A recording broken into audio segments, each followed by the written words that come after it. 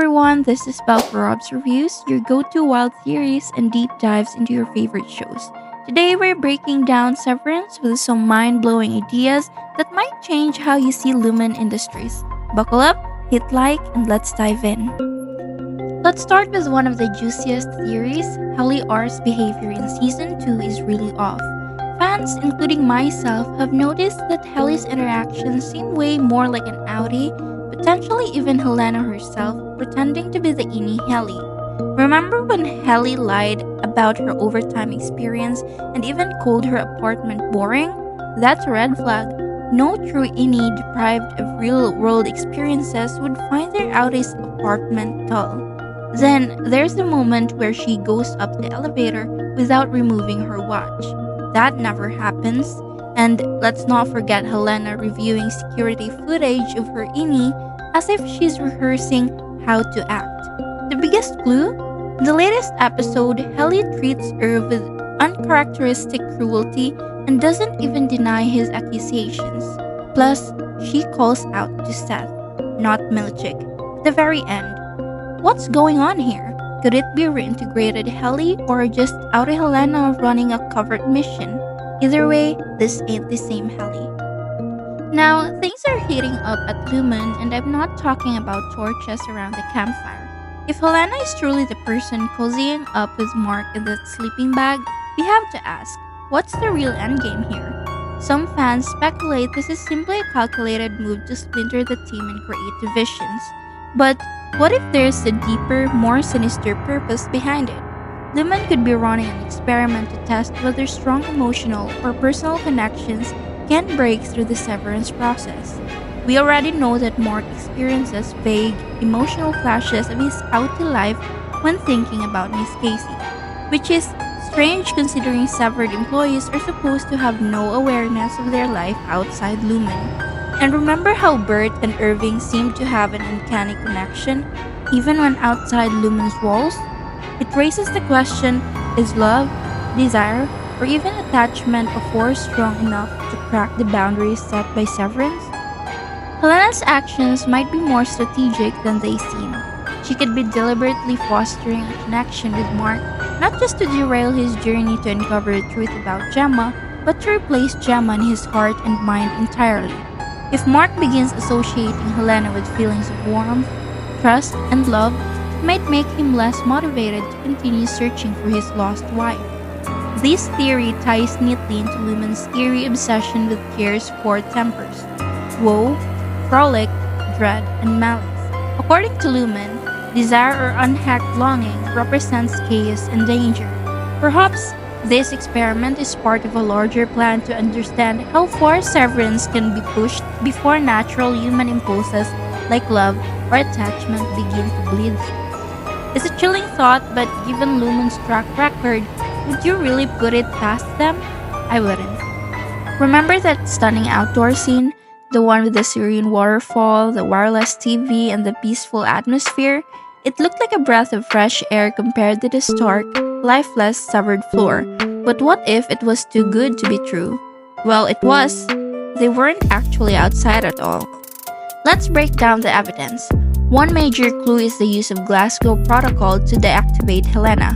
Typically, when severed employees are pulled out of overtime mode, a standard contingency is used. But the Glasgow Protocol? That's something entirely different. Its activation strongly suggests they were still within the confines of Lumon's severed floor, not out in the real world. So what does this mean? It appears Lumon may have an entire team-building wing designed to look and feel like the outside world, but it's all an elaborate trick. Through advanced technology, possibly involving perception filters, Lumon manipulates how the Innies perceive their environment. We already know Lumon has the capability to distort perceptions. Think of the endless, confusing hallways or the unsettling numbers that appear during data refinement. The company is clearly no stranger to using psychological and sensory manipulation to control its employees. But here's an important point. The perception filter likely can't fabricate a completely fake world out of thin air.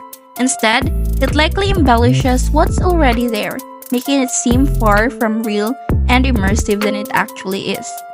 This theory also explains why people like Helena, Seth, and Gobel are able to navigate the severed floor without issue. Unlike the Innies, their sense of reality isn't being manipulated to the same extent. They know exactly where they are and what's real versus what's fabricated. So no, this isn't some virtual simulation. The environment might be distorted, but the stakes, the dangers, and the drama remain very real. Lumon's capacity for control runs deeper than we imagined, and this falls outside is just one more layer in their web of manipulation. Let's talk ethics for a minute. The severance procedure literally splits a person's consciousness into two: the Innie, who exists solely at work, and the Outie, who lives a normal life outside. But here's the messed up part. The Innie never leaves. They're essentially prisoners, forced to work endlessly without any real choice. This raises questions about identity, autonomy, and consent. If your Innie suffers, does it count as suffering for you if you can't remember it? It's like this existential nightmare where you're both free and enslaved at the same time. Helly's rebellion is the perfect example of this moral conflict. Her Outie signed up for severance willingly, but her Innie is trapped and desperate for freedom. The show forces us to ask, is it ethical to sever yourself if one version of you will always be trapped? I couldn't help but imagine myself in Helly's shoes. Would I ever sign up for something like that? No way. But then again, desperate times, right? Here's something wild to think about. The severance procedure doesn't just create two separate versions of a person, it creates conflicting versions. Outies think they are doing the right thing by severing themselves, while Innies are left in perpetual torment. The idea highlights a key problem in severance. Outies believe severance helps them live peaceful lives without work stress. They see it as a chance to have it all: career, success, and personal happiness. But for Innies, it's a nightmare. They're trapped in a world of endless work, knowing nothing else. They don't sleep, relax, or experience freedom. Their whole existence revolves around Lumon's control. This divide symbolizes the larger struggle between corporate power and individual freedom. Lumon represents the darkest version of capitalism, a system that doesn't just own your time, but take over your entire mind and identity. Season 2, Episode 4 adds more layers to this with the reveal about the twins who helped develop severance technology. They were geniuses who perfected the procedure, possibly thinking they were creating something helpful, but instead of freeing people, their creation became a tool for control. So what does this mean for the future of severance? There are so many questions still hanging in the air. Will the Innies finally break free from their corporate prison? What is Lumon's endgame?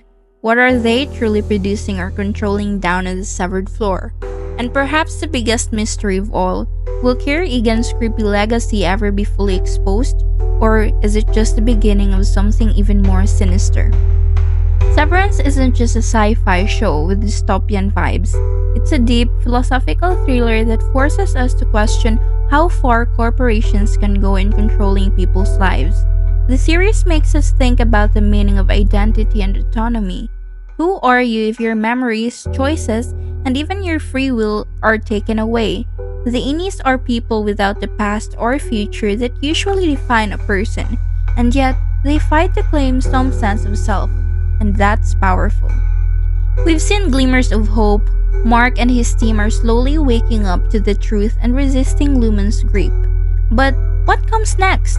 Their battle for freedom could spark a larger rebellion, and there's always the question of whether Outies will care enough to help their Innies, or if they'll continue to turn a blind eye.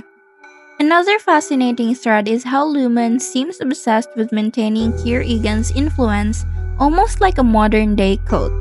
What are they building? Is it about controlling minds, creating a perfect workforce, or something even darker?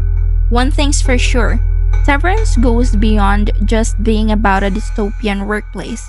It makes us rethink identity, free will, and the very nature of consciousness itself.